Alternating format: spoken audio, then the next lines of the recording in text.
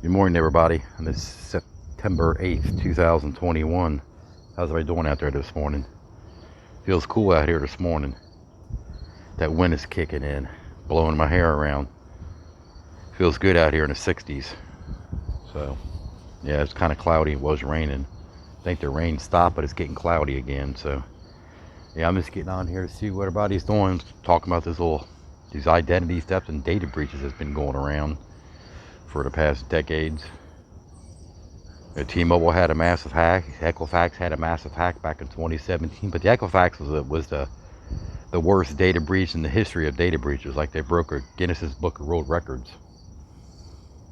You know, left their database open for 65 days before they noticed, and hackers got 65 days of access to everybody's personal information, like their name, address, social, date of birth, addresses, driver's license number, 200 some thousand credit card numbers. When that happens, they're not held accountable, basically, and they it becomes your problem. They don't care. They hang up on you. They say, "Oh, sorry, so sorry, bye." They don't care. Over 150 million people. That's over half the population of the United States. So 8 out of 10 people was affected in that data breach. Yep, and that's true because everybody didn't know about it. I told them about it and gave them the link to check and see if their information was impacted. And they said, "Oh my God, mine was." I said, "Everybody." I probably told hundreds of people this, and probably about 98% of them, their information was compromised. And they have their credit reports open, and for thieves to get in there and get stuff in their name, and like, that'll never happen to me. Well, yeah, you're wrong. People's information is getting sold on the dark web. People, what they do, 150 million people, they sell it. They put it on the dark web, and then people on the dark web buy it, and they sell it in bundles. Like, hey, I got like 300 million people's information, or 100 people's million, and they sell it. Why do you think all that unemployment fraud was so high over the pandemic? Because people were getting information on the dark web. Yeah. And them hackers, man, they got your information. I get calls all the time, every day, basically. Not every day, but twice a week. And they're fake bill collectors. And what's bad about it, I'll have like 12 different people call me over the same debt. And I'm like, okay, you guys are nothing but pure scammers. And they hang up on me. And they're funny. They put my area code in. They put my area code in on the spoof call. There's some kind of computer generator where they can put a fake phone number in, so show up in your caller ID, your area code. They're pretty smart. But yeah, it's about a payday loan. They said the original amount was like $1,500 or something like that, and they said, well, just pay us half. Just send us the money half. Well, I'm in Kentucky. You can't get a payday loan for no $1,500. You know what I mean? I think the maximum is like $500. So I know it's a scam right there. They're just trying to get money. And they said, we'll just take half, and you can just pay half. You can give us like $750. You can wire that money to us. So, and I try to call back and try to get the name of the company and their address and all that, and they keep on hanging up on me. So, yeah. Yeah, different ones calling from like New York, Maine, Philadelphia, Kentucky, Georgia, Florida, just different phone numbers. I'm like, okay. And they're all claiming to be the same payday loan. You had a payday loan 20 years ago. I'm like, whatever, a bunch of scammers. Yeah. So the data breaches, and banks are not lending right now. So I'm glad I paid all my debts off, and I'm slowly closing all these accounts out, slowly, because I don't want that score to go down too fast, because then my insurance rate will go up on my car. Yeah, your insurance is based off your credit score. If your credit score goes down, or you got bad credit, you'll pay 3 or 4 times the amount with somebody with a good credit score. It's kind of stupid. They base it on your credit score. Well, people with bad credit file more claims. Well, that's a lie. I know people got money out the woo-woo, and they file claims all the time. They call me up and said, hey man, I just filed a claim in my house where something broke and flooded everything, and they gave me a check for $15,000. I'm like, really? He goes, yeah. Well, them insurance companies will can you. You file so many claims in a short period of time, they'll say, hey, we're going to cancel your service. So that's what happens when you get that like that. A lot of rich people file more claims. It's the other way around. So, yeah, poor people file more insurance claims. Whatever. I haven't filed a claim in years. Only claims I file is when they do a lot of damage to my car, more like vandalism. You know, somebody's just tearing your car up when you're sleeping. What's bad about it, I got to pay like a $500 deductible. Well, before then, it was like I had a $1,500 deductible or a $1,000 deductible. I can't remember. I had to pay that deductible to get my car fixed. Isn't that weird? Somebody damaged your car while you're sleeping, knifing your car up to hell and back. Yep. And I got to pay for it, or the deductible. That's crazy, isn't it? Yep. Because the person who did it don't even work. And he did like 65 cars that night, I think. Maybe more than that, I don't know. The police report was real thick. Like he went on a car vandalism spree. He hit the newer cars. He didn't hit the old cars. If your car was new and it's good condition, good paint job and all that, or convertible or whatever, he just took a knife, went on both sides of your car and just went all the way down. This one guy just bought a new Mustang, walked outside of his house, and he got both sides of his. He's like, holy crap. He was mad. Who wouldn't be? Yep. People had him on camera, but the cops said, oh, wasn't enough evidence to see who it was. Did it early in the morning. 4 o'clock in the morning, 3 o'clock, or whatever it was. Yeah, it's kind of crazy, but yeah.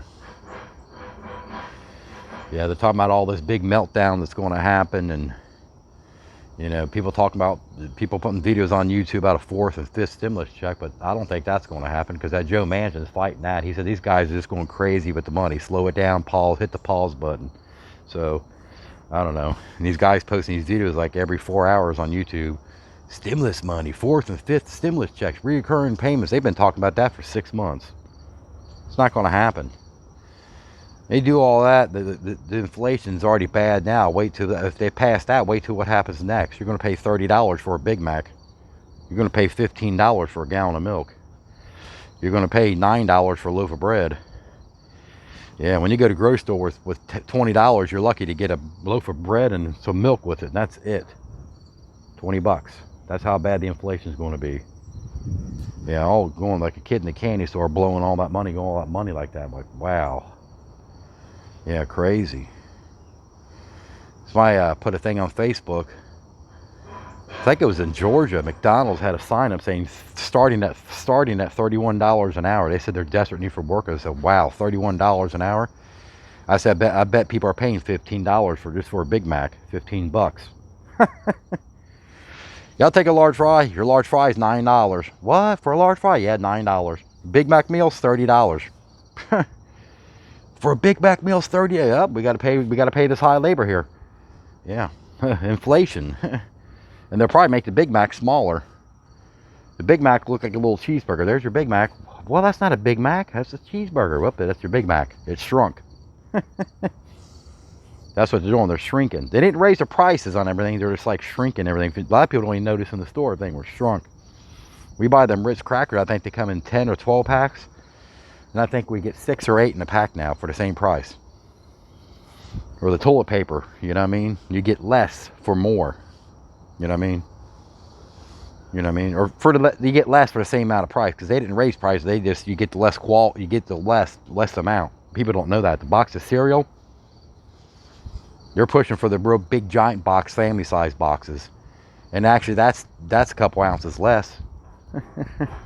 People don't realize that. But yeah, it's kind of crazy, isn't it? Yep. Yep. I gotta tell my landlord I'm giving up on getting this house because they kept on denying me. Like I said before, credit score was in the 800s and they denied me. And I asked the bank, are you lending right now? Like, oh, you are. I said, bullshit, you guys ain't lending. You guys ain't lending, because I even offered to put 50% cash down on the house and they still denied me. Okay? Credit scores in the 800s. People say, well, you must have bankruptcies or drug. No, there's no derogatory marks. None. On all 3 credit reports. None.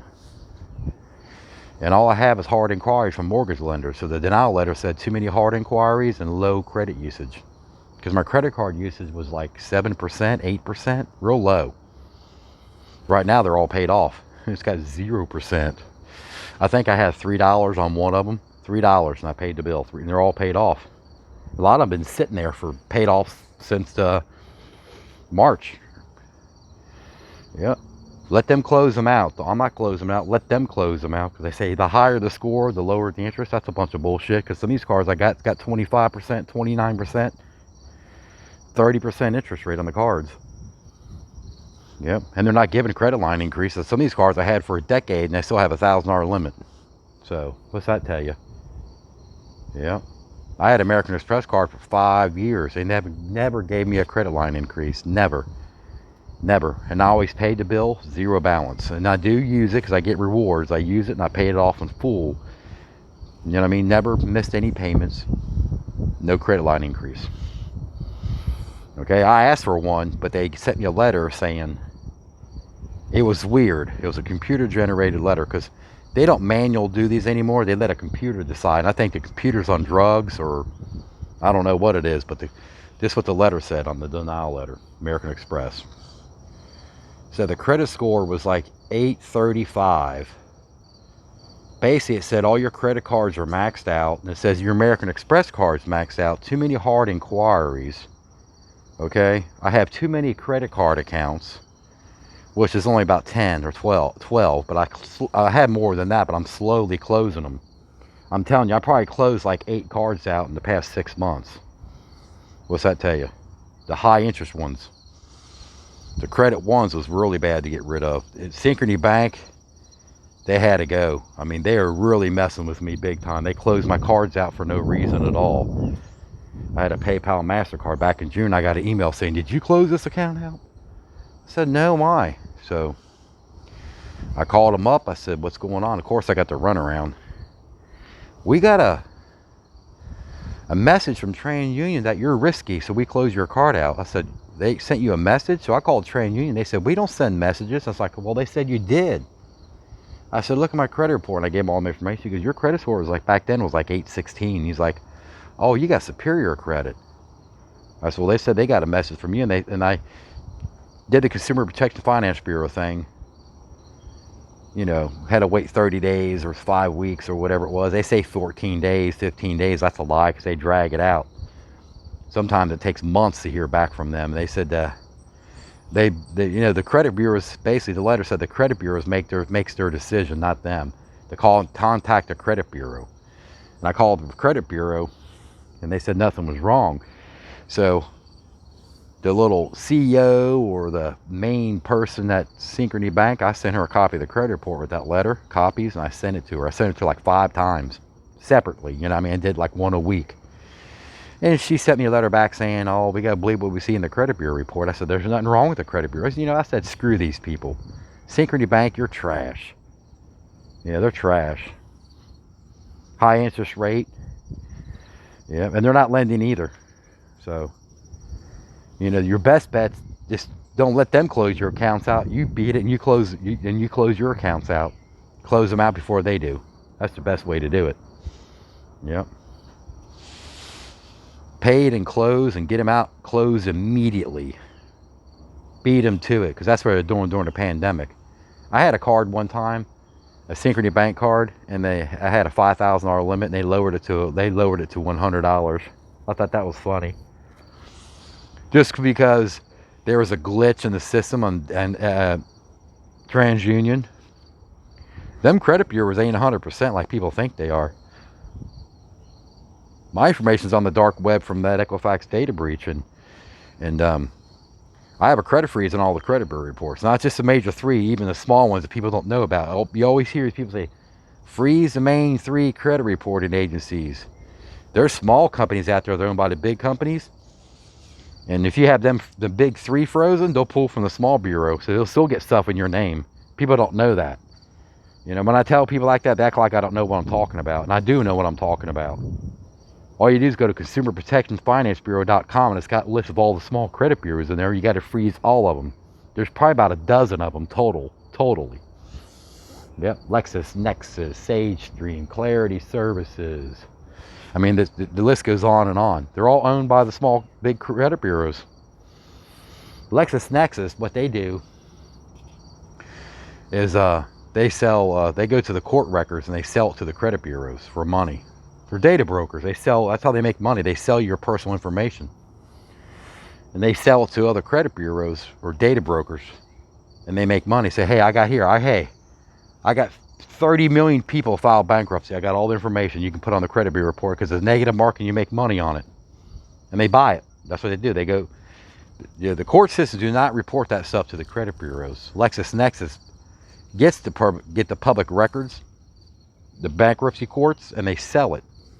They got your information, they sell it, and they put a negative mark on your credit report. So when you dispute a bankruptcy, they don't go to the court to verify it. They go to LexisNexis to verify it. So that's why if you put a security freeze on LexisNexis and wait 30 days or 5 weeks to dispute it, you have a 90% chance of getting that removed. So guys tell me that. They got theirs removed like 2 years early because of that. Because they try to verify through LexisNexis. They don't verify through the courts. The courts do not deal with the credit bureaus. A company comes in and gets all the public record information and they sell it to the credit bureaus. Because they don't make money on good credit. They make money on bad credit. So hard inquiries, they charge that company money to pull that hard inquiry. So when you dispute a hard inquiry, it's hard to get it removed because they got to refund that company money back. So that's another reason why they're hard to get rid of. And they stay on there 26 months, they said. They sent me a letter saying 26 months. That's a long time for a hard inquiry. You can get denied for one hard inquiry, which is kind of stupid. You know what I mean? So, yeah, that's why the government wants to shut down the credit bureaus, basically, and have Consumer Protection Finance Bureau take over the credit bureau reports. They're going to make it a non-profit instead of a profit. Okay? The credit bureaus do not care about you. They make money on you. That's all they do. You're a product of them. They sell your information. You ever get that junk mail in the mail, Progressive Insurance and all these insurance? They sell your information. You're on a mailing list. They sell it. Yep. I know that for a fact. Publishers Clearinghouse, Progressive, Allstate, all that junk mail you get in the mail, that's a credit bureau selling your information. They make money on you. Yep. And I think they sell it to scammers. All these weird calls I get. Now I'm getting a bunch of spam texts now. Instead of the calls, they're texting now. I wake up in the morning, I got like 15 messages on there and all spam texts. Like, click here, click there, buy this, get this. I'm like, what the heck? Yeah, 15 of them in the morning. I'm like, what? Yeah, texting spam while you're sleeping. They're using text like spam emails. Yeah, it feels good out here. Yeah, so. But anyway, when the Consumer Protection Finance Bureau takes over the credit bureau, they're going to do some changes. Like the hard inquiries won't stay on there for no 26 months or 2 years or 24 months or whatever. And anything derogatory will stay on there 4 years, not 7 years. So there's going to be some changes made. And your rent and your utilities and your cell phone payments, all that will be reported to the credit bureau. So it's helping everybody, really. The people, you know what I mean? You know, because them credit bureaus and the lenders, they actually discriminate, to be honest with you. And I think I'm being discriminated against when I try to apply for something. They play games. So I gave up. That's why I'm closing all my accounts out slowly. And just screw the credit bureaus. Screw the lenders. You know what I mean? Screw them. Screw them all. I'm done with them. Yeah. Or that, or the credit bureaus have something in that report that's making them making these weird decisions not to give me anything. Oh yeah, 800 credit score, guaranteed approval. That's a bunch of shit. That's a lie.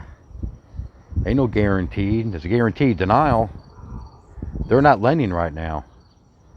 So, like I said, I got everything closed. Not everything closed, but I got everything paid. That's why the score's so high. There's zero debt. Now if I go start racking up charges on the credit cards, then my score will go down.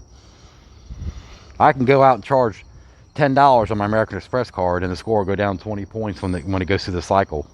But I pay them before the due date. But I'm saying, you charge something, score goes down. Even if it's $20 or $5, score goes down. Yep, because you're in debt. You're in debt. It's all about debt, really. When they call you for a bill, when you make a mortgage payment or a car payment or the phone, they tell you, we are a debt collector. Not a credit collector. We are a debt collector. Yeah. You like that, don't you? We are a debt collector. Yeah. Not a credit collector. Credit turns into debt. Yeah. So if you got a mortgage or whatever, you're in debt. Yep. Like the Bible says, the borrower is slave to the lender. Yep. People owe money out to woozy. That's why when you get a credit card bill in the mail and you got a high balance on there, it tells you if you pay the minimum payment on this credit card, it'll take you 30 years to pay it off, or it'll take you 15 years to pay it off. Look how much money they made on them cards. And they always push when you call, make a payment. Your minimum payment is your minimum. They always push a minimum payment because they got you in that cycle. They got you where you want to be, in a cycle where you keep on paying them money every month. Money, interest only. That's why it takes 15 to 30 years to pay a card off, if you pay the minimum payment. And it says if you pay this amount, which is triple the amount or whatever, you'll pay it off in 3 years. Yep, they had to put that on there because they were, like looping everybody in all this credit garbage and debt and all that. You know what I mean? It ain't all that. I mean, if they give you 6% interest, but your interest rate's 25%, if you carry a balance, that cash back, 6% cash back don't mean nothing. You know what I mean? That's like me lending you $10 and you got to pay 30 back. So that's the same deal. It's a big mess out there, I'm telling you. What a mess.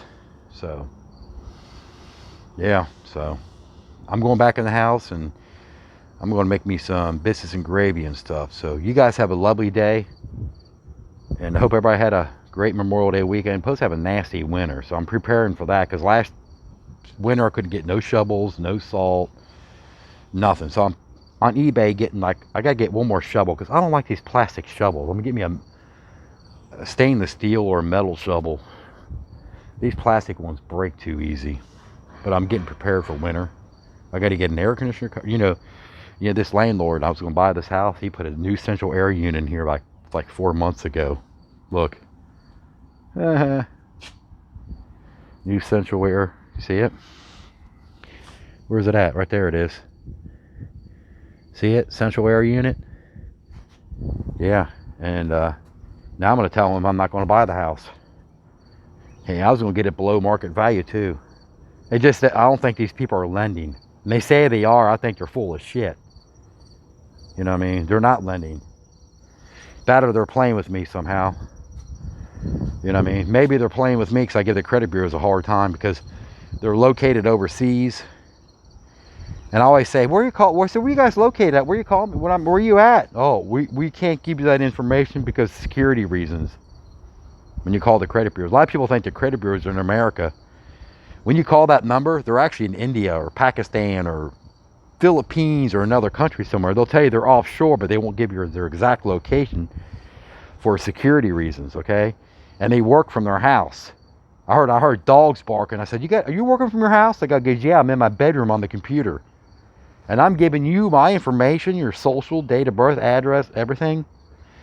And you're in another country in your bedroom on a computer. See, that's why they have these data breaches. They have our information clear overseas because they pay these people next to nothing. That's why they're not in America anymore. When you call them companies, even the main numbers, I want to speak to somebody on the phone about my credit report. Okay, right overseas. Go straight overseas. Oh, I didn't know that. I said, yeah. You wonder why they have data breaches? Your information is overseas. They could be writing down everybody's information on a piece of paper, on a notebook when you call. Yeah. Maybe Equifax had that database open 65 days somewhere in overseas. They had the key on for 65 days before they realized it. Maybe if they wouldn't have our information overseas answering phones in another country, maybe them data breaches wouldn't happen. They actually got our personal information. They treat it like a trash. It gets tossed around, blown around, like it ain't nothing. And they don't care. Oh, we're not held accountable for data breaches. Yeah, that makes me upset, man. A lot of people ain't act like there ain't no big deal. It is a big deal. You know, it is a big deal. But yeah, I'm going back in the house and get me something to eat. But yeah, you guys have a lovely Wednesday. Okay? It's August 8th already. August 8th. September 8th, I meant. Well, I'm thinking it's August. It's September. They say time is flying by. Most definitely flying by. Yep. Feels good out here, but these mosquitoes are eating me up out here. They're eating my legs up. I got shorts on because it feels good. It's in the 60s right here in the Cincinnati area. But yeah, you guys have a lovely day, okay? Hit that like and subscribe button for me. Bye now.